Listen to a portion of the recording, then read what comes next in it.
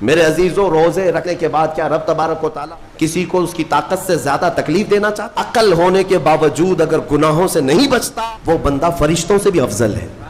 اسے سنو، یہ نفس امارہ جس نے شیطان کو بھی گمراہ کیا، شیطان کو بھی بہکا دیا، یہ نفس آدم کو سجدہ نہ کرنے کا جو غرور پیدا کیا، یہی نفس امارہ تھا۔ اس نفس امارہ کو اگر کوئی کنٹرول کرا سکتا ہے تو وہ ماہ رمضان المبارک ہے۔ بس یہی ہے رمضان کی فضیلت۔ رمضان المبارک اس لیے تمہیں دیا گیا کہ بڑی بڑی طاقتیں تمہارے نفس کو قابو میں نہیں کر پائیں گی، لیکن رمضان کے روزے تمہیں کنٹرول میں لے آئیں گے، کنٹرول میں لائیں گے۔ اب سمجھ میں آیا کہ روزے کیوں رکھائے جا رہے ہیں؟ ارے گرمیوں کی شدت ہے، ادھر حلق سوکھا جا رہا ہے، پیٹ پیٹ سے لگ جاتا ہے۔ ان لوگوں کو پوچھو روزہ کیسا ہوتا ہے جو مزدوری کرتے ہیں، ان لوگوں سے پوچھو جو دن بھر کام کاج کرتے ہیں۔ میرے عزیزوں، روزے رکھنے کے بعد کیا رب تبارک و تعالیٰ کسی کو اس کی طاقت سے زیادہ تکلیف دینا چاہتا ہے؟ نہیں میرے عزیزوں، وہ رحمان ہے۔ اس نے جب تمہیں ماں کے پیٹ میں 9 مہینے رزق دیا تو کیا کائنات میں نہیں دے گا؟ تمہیں ماں کے پیٹ میں بھی رزق دیتا رہا۔ تم جب دنیا میں آئے، تمہارے ماں کے سینے میں خون سے دودھ کس نے بنایا؟ تمہارے رزق کا انتظام کرنے والا وہ خدا اگر تمہیں حکم دیتا ہے کہ صبح سے لے کر شام تک بھوکے رہو، تو یہ اس کا ظلم نہیں بلکہ یہ عین کرم ہے۔ اللہ تبارک و تعالیٰ کا رحم ہے تم پر کہ وہ مولا ہماری اصلاح چاہتا ہے کہ ہمارے اندر تقوی آ جائے، جسم میں بھی اور روح میں بھی۔ اب ایک اور بات میں آپ کو بتا دوں، میں نے ایک بات پڑھی تھی نفس کے متعلق، یہ نفس امارہ، اسی لیے امام غزالی رحمۃ اللہ تعالیٰ علیہ نے فرمایا اللہ کی جو مخلوق ہے وہ 3 طرح کی ہے، ایک فرشتے، دوسرے انسان، تیسرے جانور۔ یہ 3 الگ الگ قسم کی مخلوق ہیں، کیونکہ اللہ تعالیٰ نے تینوں کو جو چیزیں دی ہیں ان میں فرق ہے۔ فرشتوں کو اللہ نے عقل دیا ہے، نفس نہیں ہے۔ نفس، شہوت، برائی کرنے کی خواہش فرشتوں کے اندر ہے ہی نہیں، وہ سوچ بھی نہیں سکتے برائی کرنے کا۔ فرشتوں کو اللہ نے عقل دیا ہے، اور عقل عزت والی چیز ہے۔ اور جانوروں کو اللہ نے نفس دیا ہے، عقل نہیں، عقل والے نہیں ہیں جانور، عقل والے نہیں، لیکن نفس ہے، شہوت ہے، شہوت بھی ہے، نفس بھی۔ لیکن انسان ایک ایسی مخلوق ہے جسے اللہ نے عقل بھی دیا ہے، نفس بھی دیا ہے۔ مطلب یہ ہے کہ تمہیں اللہ نے ایک چیز فرشتوں والی دی ہے، ایک چیز جانوروں والی بھی دی ہے، دونوں تمہارے اندر ہے، عقل بھی ہے، نفس بھی ہے۔ لیکن امام غزالی فرماتے ہیں توجہ، جو بندہ نفس ہونے کے باوجود گناہوں سے اپنے آپ کو بچا لیا، وہ بندہ فرشتوں سے بھی افضل ہے۔ کیوں؟ فرشتے اس لیے بچے ہوئے ہیں کہ ان کے پاس نفس ہے ہی نہیں، اور تم بچ رہے ہو تو کمال کی بات ہے، نفس ہوتے ہوئے بھی گناہ سے بچ گیا تو اس انسان کا مقام فرشتوں سے بھی اعلیٰ ہے۔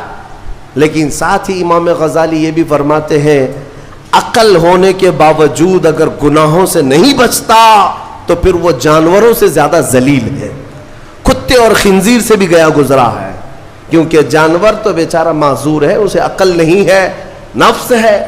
تمہارے پاس عقل ہے، اس کے باوجود حرام کاریاں کر رہے ہو تو جانوروں سے زیادہ گر گئے۔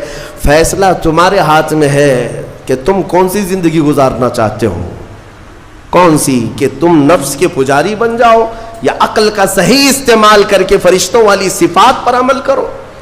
عزیزان گرامی وقار، نفس اور عقل یہ جو 2 چیزیں ہیں، ان کو میں آپ کے سامنے تھوڑا سا کھول کر کے عرض کرتا ہوں۔ عقل جو ہے عزت والی چیز ہے، جسے بھی دی گئی ہے وہ عزت والا ہے۔ کیوں عزت والی ہے یہ عقل؟ پوری دنیا میں عقل کا ہی تو کمال ہے، جس کے پاس عقل ہے وہ بادشاہ ہے، جس کے پاس عقل ہے وہ لوگوں کو ہانکتا ہے، پوری دنیا کو ادھر سے ادھر کر سکتا ہے۔ عقل اور نفس جو ہے، نفس برائیوں کی طرف بلانے والا، عیاشی کی دعوت دینے والا، موج مستی کرانے والا اور اپنے آپ کو تباہ کروانے والا. اچھے بھلے نوجوان 25 سال کی کڑیل جوانی ہے, کون ہے جو انہیں نشے کے اڈے پر لے جاتا ہے؟ کون ہے جو ان کو تباہ و برباد کرتا ہے؟ نوجوان کو اچھی طرح سے معلوم ہے کہ میں کوکین, افیون, ہیروئن لوں گا تو میرے جسم کے ساتھ کیا ہوگا, اسے معلوم ہے. لیکن اس کے باوجود عیاشی کروانا یہ نفس کی عادت ہے. کسی کے اوپر نفس غالب آتا ہے, کسی کے اوپر عقل غالب آتی ہے. عقل جس کے اوپر غالب آ گئی وہ اچھا آدمی ہے, نفس جس کے اوپر غالب آ گیا وہ شیطان کا پجاری ہو گیا, نفس کی سننے والا. اب یہ دونوں جو چیزیں ہیں میں بتاتا ہوں آپ کو. روایت میں ملتا ہے کہ جب اللہ نے عقل کو بھی پیدا کیا اور نفس کو بھی پیدا کیا تو اپنے سامنے حاضر کیا, عقل سے پوچھا کہ اے عقل بتا میں کون ہوں اور تو کون ہے؟ عقل نے کہا یا ربی انا عبدک وانت ربی, اے اللہ میں تیرا بندہ ہوں اور تو میرا رب ہے. عقل نے کیا کہا؟ میں تیرا بندہ ہوں اور تو میرا رب ہے. اللہ نے عزت سے نوازا, اقرار کیا نا بندہ ہونے کا. عقل نے اقرار کیا. پھر نفس کو بلایا, نفس سے پوچھا بتا میں کون ہوں اور تو کون ہے؟ نفس نے کہا انت انت انا انا, تو ہے میں ہوں. یہ غرور تھا نفس کے اندر, یہ گھمنڈ تھا نفس کے اندر کہ میں ہوں. نفس جس کے اندر غالب آتا ہے وہ آج بھی یہی کرتا ہے, میں ہوں, کسی کے سامنے کیا جھکنا ہے. تو حکم ہوا کہ اس نفس کو 100 سال جلایا جائے. 100 سال جلایا گیا, اس کو عذاب دیا گیا نفس کو. 100 سال بھگتنے کے بعد, آگ کی تپش بھگتنے کے بعد اسے پھر لایا گیا نفس کو.